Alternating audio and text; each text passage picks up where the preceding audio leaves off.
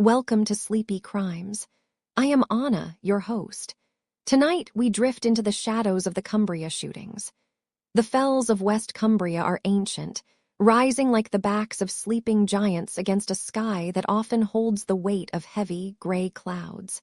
On the morning of June 2nd, 2010, the air was thick with the scent of damp earth and blooming wildflowers. It was a time of year when the landscape should have been vibrant, but that particular dawn was draped in a persistent, clinging mist that blurred the edges of the dry stone walls. The world felt muffled, as if the very atmosphere was trying to hold its breath.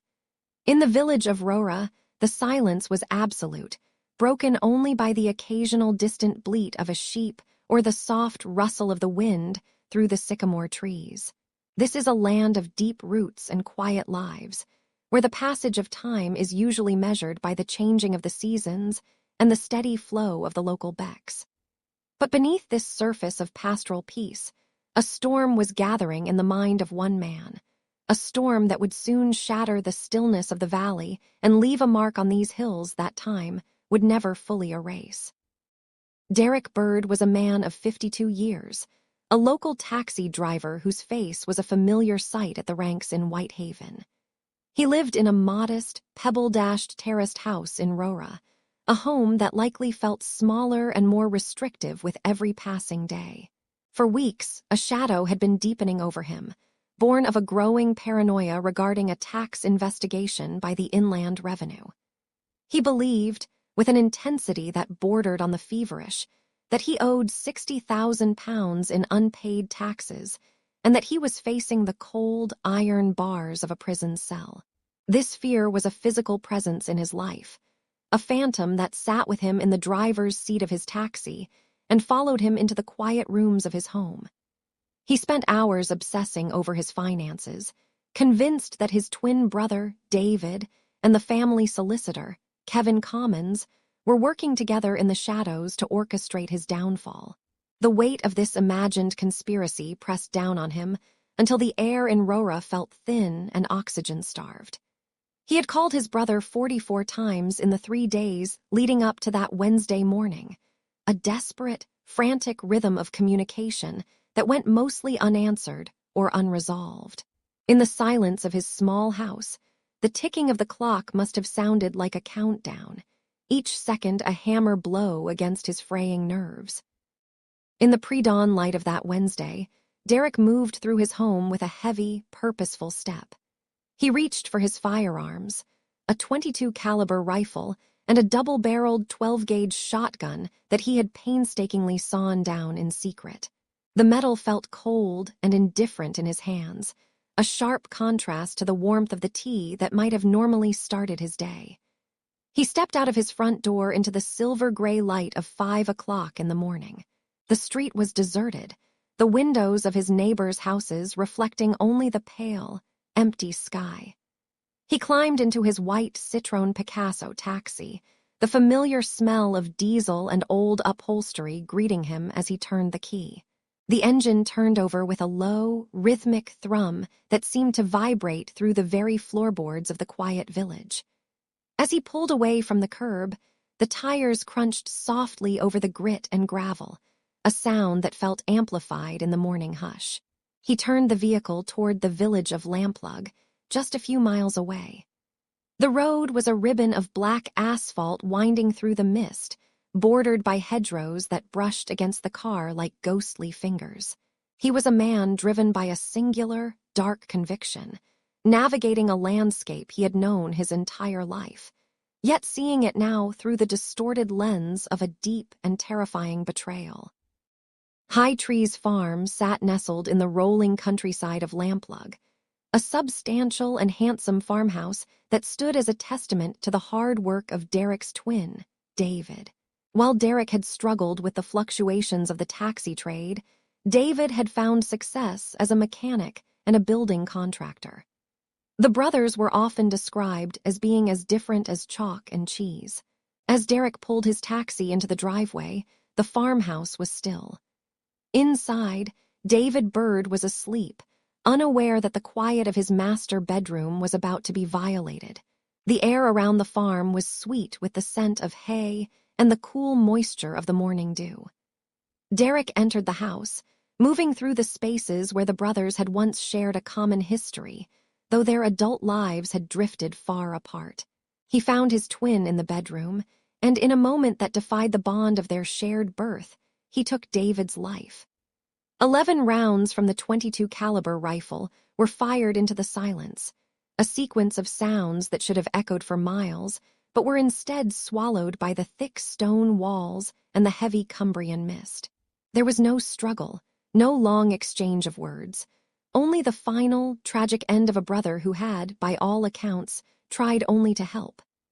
Derek left the farmhouse as quietly as he had arrived, the white taxi disappearing back into the fog, leaving High Trees Farm to a silence that would never be the same.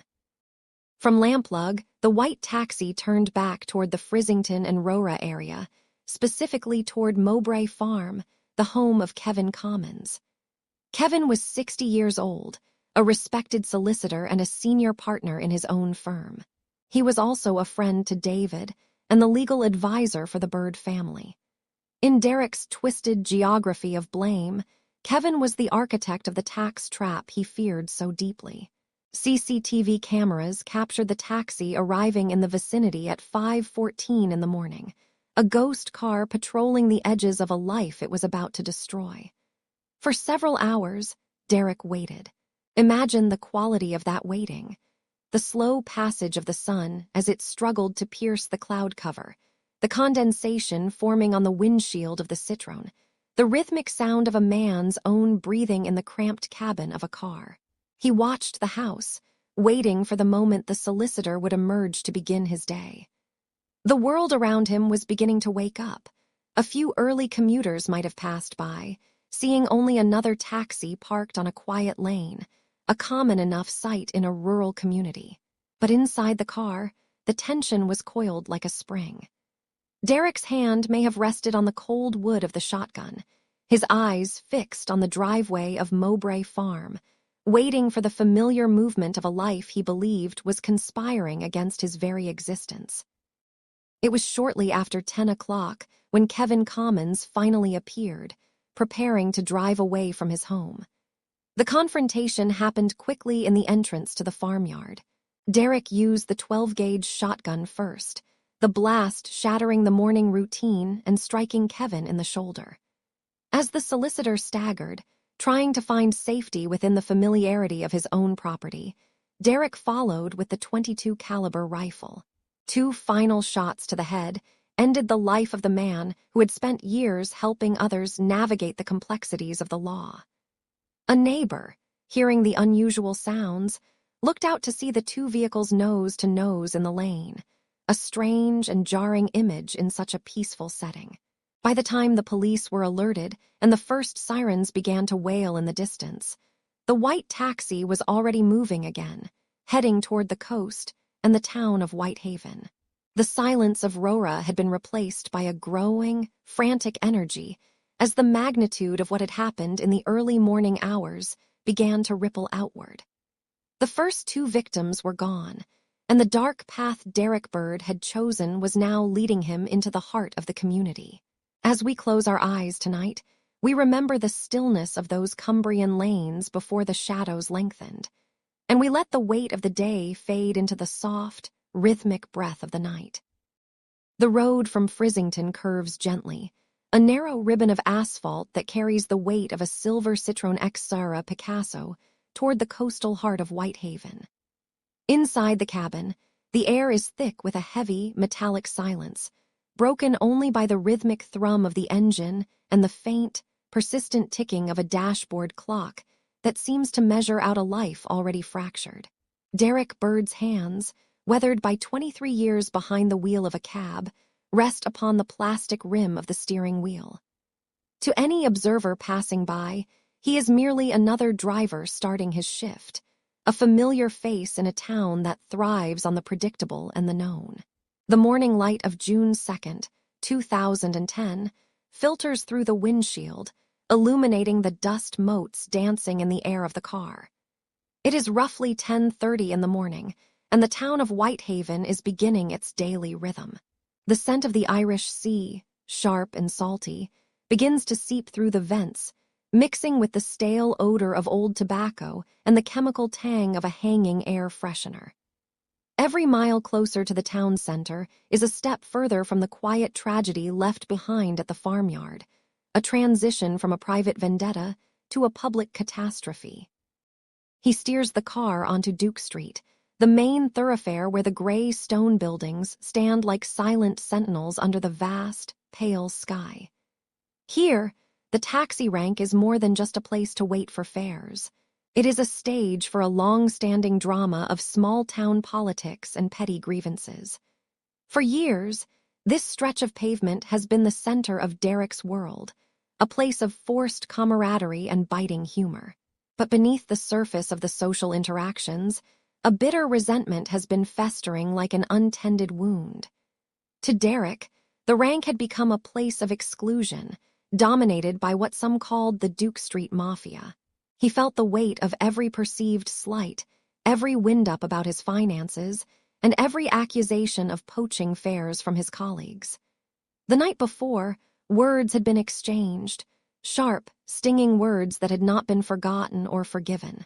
As he approaches the line of idling cars, the faces of his colleagues come into view, men he had known for 2 decades, men who were currently sharing thermoses of tea and leaning against their bonnets, unaware that the social fabric of the rank was about to be torn apart in a moment of absolute, blinding violence. The silver Picasso slows, pulling alongside the familiar line of vehicles parked against the curb. Among the drivers stands Darren Rewcastle, a 43-year-old man known for his quick wit and a history of friction with Derek. There had been stories of slashed tires and boasts of dominance on the rank, small acts of territorial aggression that had loomed large in Derek's increasingly fragile and paranoid mind. Darren is standing near his taxi, perhaps adjusting a sign or simply enjoying the mid-morning air, a figure of mundane routine in a blue-collar world. Derek rolls down the passenger window. The sound of the town, the distant cry of gulls, the rumble of a passing delivery truck fills the car for a fleeting second. He calls out Darren's name. It is a simple summons, the kind of greeting that had passed between these men thousands of times before. But the expression on Derek's face is different now. It is a mask of cold, focused determination, a chilling departure from the normal bloke his neighbors thought they knew. He is no longer just a driver. He is a man whose internal world has completely collapsed into a singular, dark purpose. The transition from the ordinary to the unthinkable happens with a sudden, violent clarity that defies the peaceful morning. The first blast of the sawn-off 12-bore shotgun shatters the peace of Duke Street, a sound so loud and alien that it seems to momentarily stop the heart of the town. Darren Rewcastle falls where he stood, the victim of a grievance that had finally reached its boiling point. The air is suddenly thick with the acrid smell of spent gunpowder, a sharp, biting smoke that curls out of the car window and vanishes into the salt breeze. Nearby, Don Reed, a fellow driver and former soldier, witnesses the impossible. He sees the man he has known for 20 years transformed into a killer. Before his mind can process the horror, the barrel of the shotgun is turned toward him. As Don dives for cover, a second shot rings out, the lead tearing into his back and shattering a shop window across the street. The sound of breaking glass is musical and terrifying, a tinkling rain of shards that blankets the pavement like diamonds, reflecting the indifferent sun. Panic, cold and sharp, begins to ripple through the town center as bystanders realize this is not a car backfiring or a construction noise. But Derek is not finished with the rank. He puts the car into gear, moving with a mechanical, eerie calm that is more frightening than rage. He drives the one-way system, a deliberate loop through the narrow streets that brings him back to the scene of the first shooting.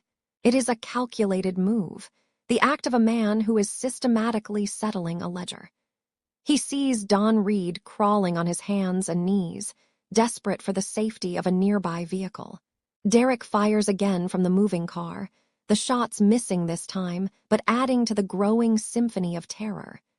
He then steers the Picasso away from Duke Street, turning onto Scotch Street. There, he spots Paul Wilson, another colleague walking along the sidewalk. Derek slows his vehicle, calling Paul over as if to ask for the time or share a brief word, a tactic he will use again and again. As Paul leans in, the shotgun is raised once more. The blast grazes Paul's face, a narrow escape from a fate already suffered by those back at the rank. The drive continues, no longer just a series of targeted strikes, but the beginning of an erratic, winding journey through the heart of the community. Derek turns onto Coach Road, the gun now clearly visible, hanging out of the car window like a grim omen for anyone unfortunate enough to look his way. Witnesses describe him driving with a blank, hollow expression, his eyes fixed on the road ahead as if he is already somewhere else entirely, far beyond the reach of consequence. He passes beauty parlors where people are having their hair done and fast food shops preparing for the lunch rush. In one passing taxi, Terry Kennedy and Emma Percival look out to see the barrel of a gun pointed directly at them. The glass shatters, and the world inside their cab turns into a whirlwind of fear and pain, yet they somehow survive the encounter. As the silver Picasso leaves the town center, heading south toward the open roads and the winding lanes of the Cumbrian coast, the scale of the tragedy is only just beginning to be understood by the authorities. The rampage has moved from the personal to the random, and the quiet driver from Rora has become a name that will forever be etched in the long, dark shadow of the fells. The silver car moved like a phantom through the winding, sun-drenched arteries of Egremont. It was mid-morning on the 2nd of June, 2010, and the air was thick with the scent of blossoming hawthorn and the gentle warmth of an early summer sun. In the residential pocket of Orgill, the world seemed suspended in a quiet, mundane rhythm. Susan Hughes was walking home from her morning errands, her fingers curled around the plastic handles of shopping bags that crinkled rhythmically with every step. She was 57 years old, a mother whose life was woven into the very fabric of this community. The weight of her groceries was a familiar, grounding presence. As the silver Picasso pulled alongside her near Haggett End, the silence of the street was not broken by a shout or a warning, but by the sudden, sharp intrusion of mechanical violence. The shopping bags, filled with the simple necessities of a Wednesday morning, were left scattered on the pavement, a heartbreaking tableau of a life interrupted in its most ordinary moment. The gunman did not linger. He moved with a heavy, detached purpose, his hands steady as he steered the vehicle toward the lower part of the town. The town of Egremont, built of sturdy stone and resilient history, had no way of knowing that a shadow was now lengthening over its streets. At Bridge End, where the road crosses the River Ehen, the water flowed with a soft, persistent murmur over the smooth river stones. Kenneth Fishburne, a retired security worker who had spent years at the nearby Sellafield plant, was enjoying the simple pleasure of a morning walk. At 71, he was a man who appreciated the slow pace of retirement, the way the light played on the ripples of the water, and the familiar greeting of neighbors. He was a quiet man, often found tending to his garden, but today the bridge was his destination. The silver car slowed as it approached him. There was no exchange of words, no moment of recognition. The peace of the riverbank was shattered, leaving only the sound of the water continuing its indifferent journey toward the sea. Nearby, residents heard the sounds but found them impossible to reconcile with the bright, blue sky above. They looked out from their windows, seeing only the retreating back of a silver car and the stillness that followed in its wake. The confusion began to spread like a slow-moving fog, a sense of unease that something was terribly wrong, though the scale of the tragedy remained hidden behind the hedgerows and stone walls of the Cumbrian landscape. The journey turned inland, tracing the narrow, high-walled lanes toward the hamlet of Wilton. Here, the landscape opened up into lush, green pastures, where the only sounds were usually the bleating of sheep or the distant drone of a tractor. Jennifer and James Jackson were at home, a couple whose lives were a testament to decades of shared history. Jennifer had gone out to buy a newspaper, a small ritual of her day, when the silver car appeared at the end of the farm track. James, hearing the commotion, rushed out to help his wife, his instincts honed by years of service in the ambulance corps. The violence that met them there was as random as it was absolute. The sun continued to beat down on the rural quiet of Wilton, illuminating the vibrant green of the fields and the ancient gray of the farmhouse. While a few miles away in Carleton, a man named Isaac Dixon was focused on his work in a field. He was a mole catcher, a craft of patience and silence, standing at the edge of the tall grass. The erratic path of the gunman found him there, amidst the soft earth and the rustle of the wind. There was no logic to the selection, no pattern to the cruelty, only a long road stretching south through the heart of the countryside. As the car reached Gosforth, the character of the day changed. The town was a gateway for tourists and locals alike, and near the Red Admiral Hotel, the morning air was filled with the sound of a hedge trimmer. Gary Purdam, a young farmer and a well-known athlete in the region, was working alongside his uncle. He was 31 years old, a man of strength and vitality, his world centered on the land and his family. The silver car pulled over, and for a fleeting moment, it might have looked like a traveler asking for directions. But the interaction was brief and devastating. The engine of the car hummed as it pulled away, leaving the smell of exhaust and the sudden, chilling silence of the roadside. The drive now turned toward the coast, the air beginning to carry the salt-tinged breeze of the Irish Sea. The road to Seaskill is a descent, a winding path that drops from the rolling hills toward the shoreline. The silver Picasso moved faster now, its tires humming against the asphalt as the blue horizon of the sea expanded to fill the windshield. The driver remained a solitary figure behind the glass, a man who had completely detached himself from the reality of the world he was passing through. Entering Seaskill, the silver car passed under the shadow of the railway bridge. The village was a place of quiet charm, where the rhythm of the tides dictated the pace of life. Jamie Clark, an estate agent only 23 years of age, was driving back from a property viewing, his mind likely on the details of his work or the plans for his evening. His car crossed paths with the silver Picasso in a moment of tragic timing. Nearby, Harry Berger was also in his vehicle, a landlord and a father who found himself suddenly caught in the crosshairs of a nightmare. He survived his encounter, but the village was now descending into a state of absolute terror. People were being told to stay indoors, to lock their doors, to hide from a threat they could not see or understand.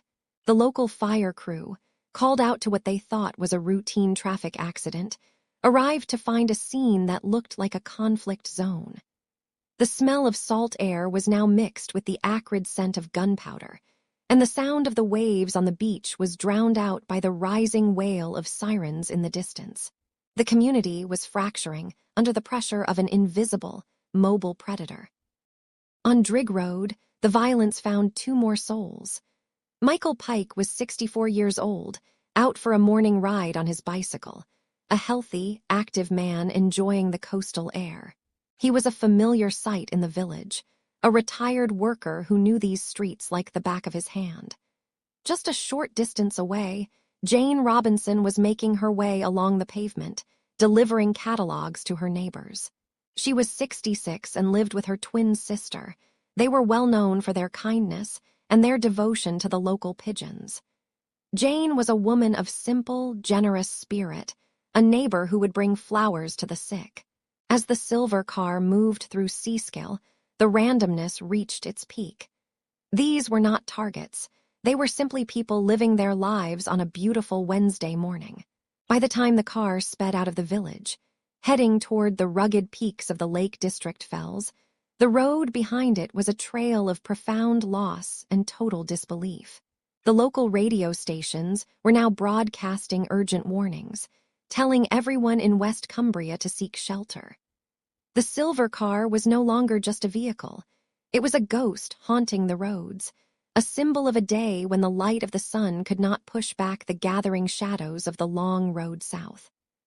The salt-heavy breeze of the Irish Sea continued to roll over the rooftops of Seaskill, but the rhythm of the morning had been severed. In the wake of the gunfire, a heavy, artificial silence descended upon the village streets. It was the kind of quiet that feels weighted, as if the air itself had become thick with the sudden, sharp realization of danger. Doors that had been propped open to catch the late morning warmth were now being pulled shut with a frantic speed. The metallic click of deadbolts and the sliding of brass chains provided a rhythmic, percussive soundtrack to the growing fear.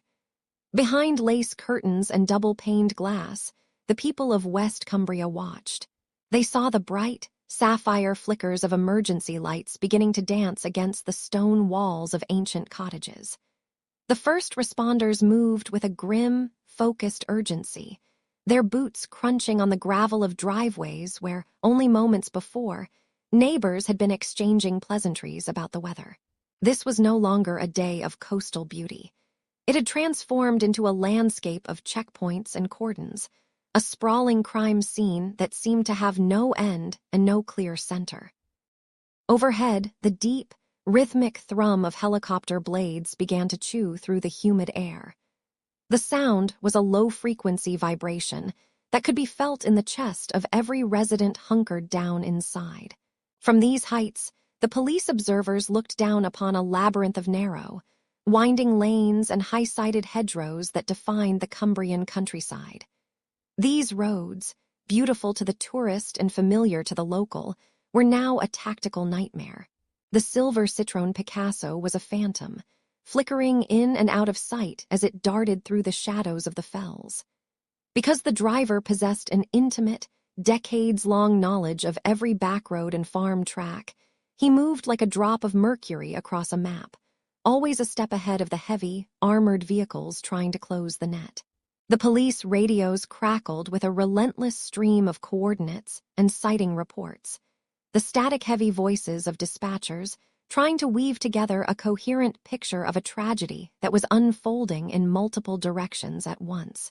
Officers from the Civil Nuclear Constabulary at nearby Sellafield joined the effort, their dark uniforms and heavy equipment a jarring sight against the pastoral green of the grazing lands. The order to shelter in place was broadcast across every frequency, a digital ripple that turned bustling town centers into ghost towns in a matter of minutes. In Whitehaven, the taxi ranks stood empty, the usual chatter of drivers replaced by the lonely hum of a cooling engine. In Egremont and Seaskill, the schools became fortresses. Teachers moved with practiced calm, ushering children away from the large Victorian windows, pulling the blinds to hide the world outside. The smell of floor wax and school lunches felt strangely out of place as the adults listened for the telltale sound of a passing car. There was a specific, agonizing tension in the unknown. Every distant backfire of an old tractor or the slamming of a car door caused hearts to skip. The authorities utilized a technology known as Sky Shout, where the police helicopters broadcast warnings through massive external speakers. This booming, disembodied voice fell from the heavens, telling people to stay inside, to lock their doors, and to wait. It was a surreal, cinematic experience for a community that prided itself on its peaceful, rural isolation. The very landscape that provided their livelihood, the fells, the woods, and the sea, now felt like it was hiding a predator within its folds. As the clock ticked toward midday, the logistical strain on the emergency services reached a breaking point. This was one of the largest police operations in the history of the United Kingdom, involving 42 armed officers from Cumbria alone, eventually bolstered by teams from Northumbria, Lancashire, and North Yorkshire. But the geography was a stubborn adversary. The distance between the shooting sites was vast, and the roads were often too narrow for two vehicles to pass, let alone for high-speed pursuits. At the West Cumberland Hospital, a major incident was declared. The staff there prepared for the unthinkable, clearing the accident and emergency departments and readying the operating theaters. There was a profound frustration among the ambulance crews, who were forced by safety protocols to wait at designated rendezvous points until the scene was declared secure. They were mere miles from the injured, listening to the sirens, their hands ready on their medical kits, while the gunman was still reported as active and mobile. It was a collision of duty and danger, where every second spent waiting felt like an eternity for those lying on the sun-warmed pavement of the coastal villages. The atmosphere in the rural hamlets like Boot and Eskdale was one of pure, unadulterated dread.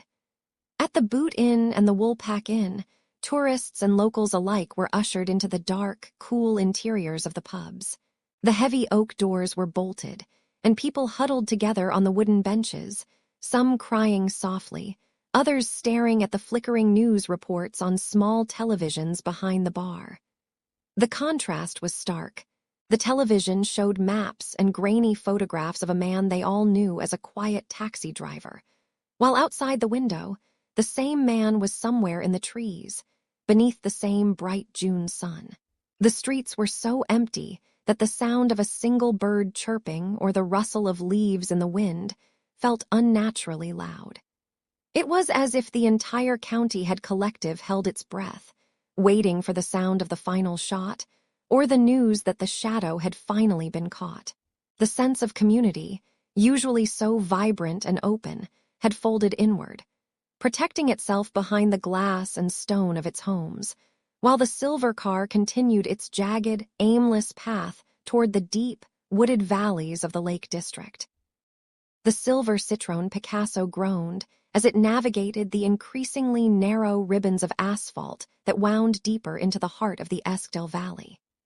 The vehicle, a common taxi usually associated with the mundane rhythm of school runs and grocery trips, now looked entirely out of place against the ancient, rugged grandeur of the Cumbrian fells. The air here was different than it had been on the coast. It was thick with the scent of damp bracken, crushed wild garlic, and the cooling mist that often clings to the peaks even on a bright June afternoon. On either side of the road, the dry stone walls, built from slate and granite by hands long since gone, seemed to press inward, creating a claustrophobic corridor of gray stone. The driver, 52-year-old Derek Bird, pushed the car forward, but the mechanical endurance of the taxi was reaching its limit. His driving grew more erratic, the tires catching the loose gravel at the edges of the lane with a harsh, rhythmic crunch. Suddenly, the front of the car skimmed against a low stone wall with a violent, screeching sound of metal meeting rock. The impact sent a jar through the frame of the vehicle, and the sharp hiss of a punctured tire began to whistle into the sudden silence of the valley.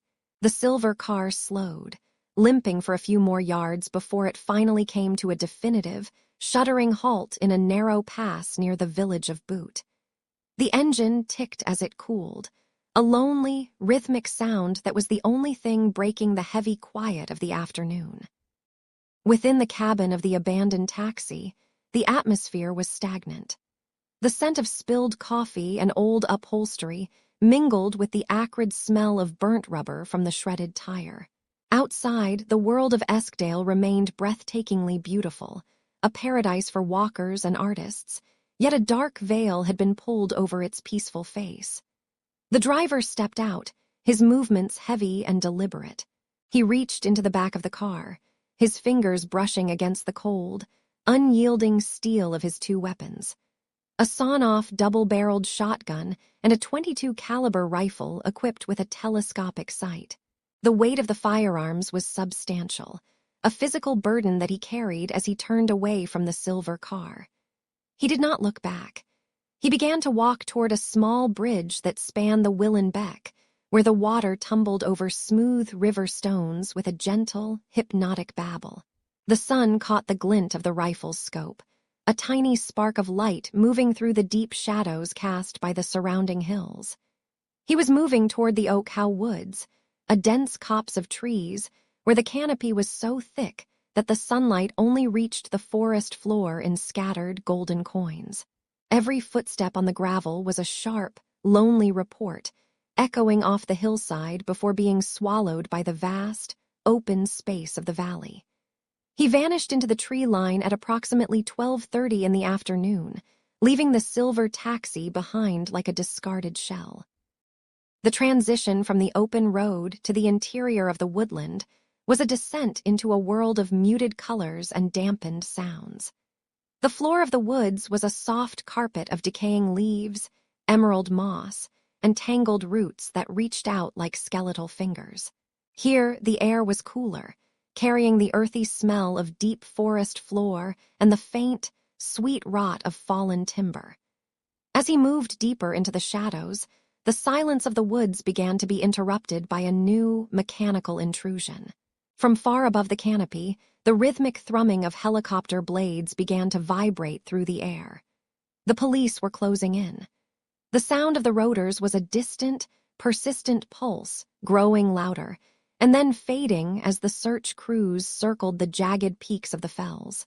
On the ground, the silence was broken by the sharp, metallic click of radios and the heavy, rhythmic tread of armed officers.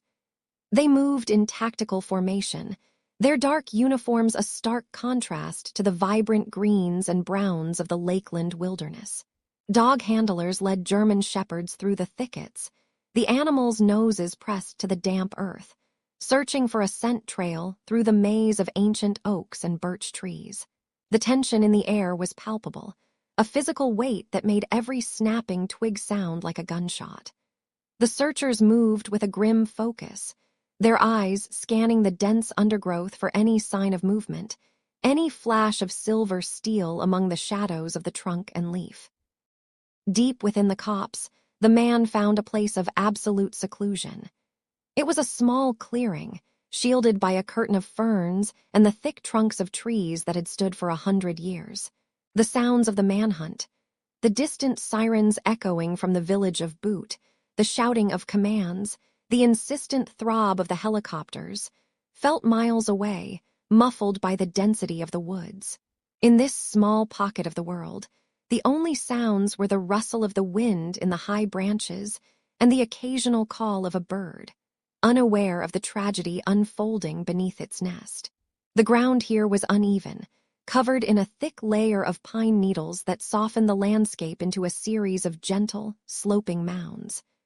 The sun, now high in the sky, struggled to penetrate the layer of green overhead, casting long, shifting shadows that danced across the forest floor. There was a profound, eerie stillness to this spot. Time seemed to stretch and slow, the frantic pace of the morning's events finally grinding to a halt. The two weapons were laid down, their purpose fulfilled. The metal was no longer cold.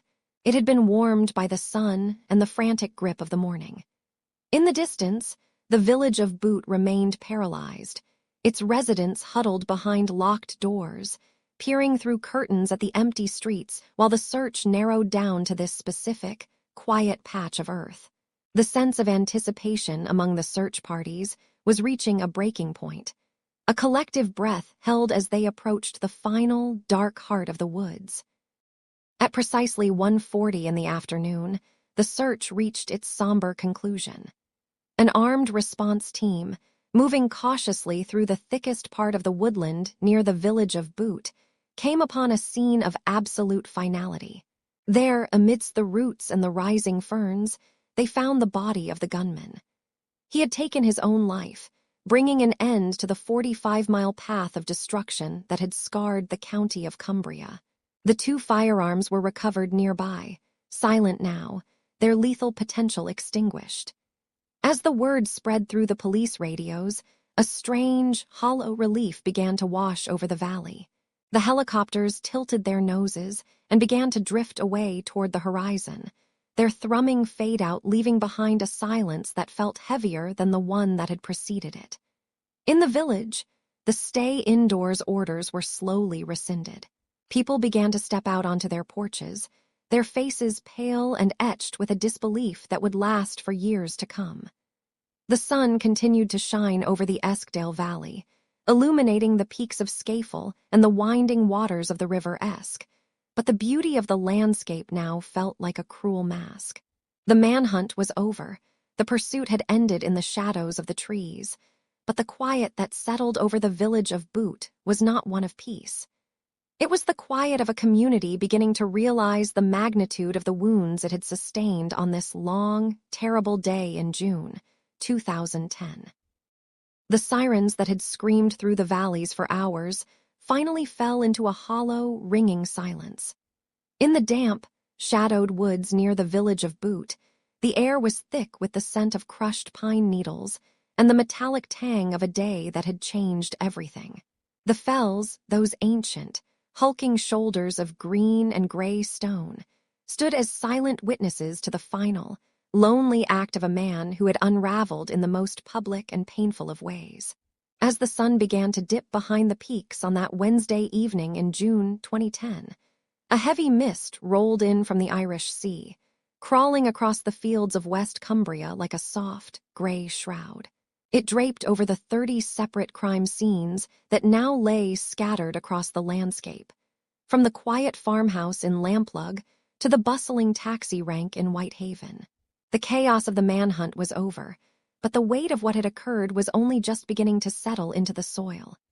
You can almost feel the stillness of the following morning, a Thursday that felt brittle and strange, where the usual sounds of the countryside, the bleating of sheep and the distant rumble of a tractor, seemed muted, as if the world itself was holding its breath in collective shock. Months later, in March 2011, the community gathered once again, not in the streets, but in the somber, wood-paneled halls of the inquest. The air in the room was heavy, smelling of old paper and floor wax, as a jury of 6 women and 5 men sat to listen to 4 long weeks of harrowing testimony. They were there to piece together the fragments of a broken mind. The coroner, Ian Smith, led the proceedings with a quiet, steady dignity, his voice a calm anchor in a sea of devastating details. We learned then of the 12 lives that had been unlawfully taken, each name read aloud like a prayer. The inquest sought to answer the impossible question: why? The evidence painted a picture of a man named Derek Bird who had become a prisoner of his own thoughts. For 5 weeks leading up to that dark day, he had been spiraling into a deep, delusional paranoia. He was convinced that the tax authorities were closing in on him, believing he owed as much as £25,000 or perhaps even £60,000 in undeclared income. He felt the walls of a prison cell closing in, even though investigations later proved his tax affairs were far from the catastrophe he imagined. It was a tragedy born of a perceived reality that did not exist. The psychological investigation revealed a man who was bitter, resentful, and deeply depressed. Experts described how he had accumulated grievances over years, never forgetting a slight, whether real or imagined. He felt the world was against him, and in his fractured state, he turned his anger toward those closest to him. He made 44 phone calls to his twin brother, David, in the days before the shooting, most of them going unanswered as his desperation mounted. He believed David and their family solicitor, Kevin Commons, were conspiring to have him arrested. This internal storm of suspicion and fear eventually broke, and he sought a terrible kind of notoriety. He had been heard to say that Whitehaven would become as famous as Dunblane, a chilling prediction that showed his desire to be remembered through the lens of grief. He moved through the winding country roads with a cold, terrifying purpose, using his extensive knowledge of the local lanes to evade the police for over 3 hours. It was a journey through a landscape he knew by heart, turned into a map of unimaginable loss. Each turn of his Citroën Picasso brought him closer to a stranger, a neighbor, or a friend, yet in his mind, they were all part of a society he felt had failed him. But the legacy of that day is not found in the violence, but in the quiet resilience of the people who call this rugged corner of England home. 1 week after the shootings, a deep, profound silence fell over West Cumbria at exactly midday. In Whitehaven, the taxi drivers on Duke Street stood by their cars, their heads bowed. When the minute ended, they did something extraordinary. They all sounded their horns at once, a loud, defiant chorus of respect and solidarity that echoed off the harbor walls. The community refused to be defined by the actions of one man. They established the Cumbria Together Fund, raising vast sums of money to support those whose lives had been shattered. In the small churches of Seascale and Egremont, candles were lit and kept burning, their tiny flames flickering against the darkness of the memory. The fells remained, their ancient peaks unaffected by the transient cruelty of human events, offering a sense of permanence and peace to those seeking to heal. People spoke of the Cumbrian spirit, a toughness born of the wind and the rain, but also a tenderness that saw neighbors holding one another in the streets of villages that had suddenly become known to the whole world. As the years passed, the headlines faded, but the echoes remain in the rustle of the leaves in the woods near Boot and the soft chime of the bells in St. Nicholas Gardens. The story of the Cumbria shootings is a reminder of how fragile the threads of our lives can be, and how important it is to reach out when the shadows begin to lengthen. We reflect on the 12 who were lost, and the 11 who survived with scars both seen and unseen. We remember the bravery of the first responders who walked into the unknown, and the dignity of the families who sat through the inquest to hear the truth. The fells of Cumbria continue to watch over the land, beautiful and indifferent, while below them, life has found a way to bloom again in the cracks of the tragedy. The mist that once felt like a shroud now feels like a blanket, soft and quiet, tucking the secrets of the valley away into the night. We leave the story here, in the stillness of the Lake District, where the water of the tarns is as smooth as glass and the only sound is the breath of the wind. The case rests now. Let the details fade. You are safe. Close your eyes, breathe deeply, and have a good night. Sleep well.